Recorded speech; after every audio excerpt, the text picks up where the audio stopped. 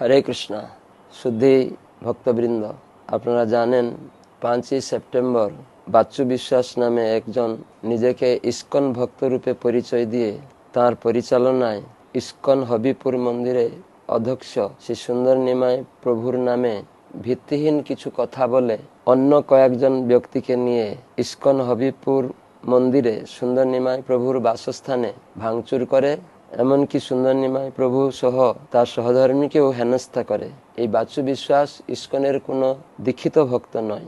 আমি ইস্কন মায়াপুর নামহট্ট পক্ষ থেকে হবিপুর, রানাঘাট, চাকদা সমস্ত নামহট্ট ভক্তদের অনুরোধ করছি, বাচ্চু বিশ্বাসের প্ররোচনায় বিভ্রান্ত হবেন না। বাচ্চু বিশ্বাসের আচরণ ভক্ত ভাব নয়, সেটি আসরিক ভাব।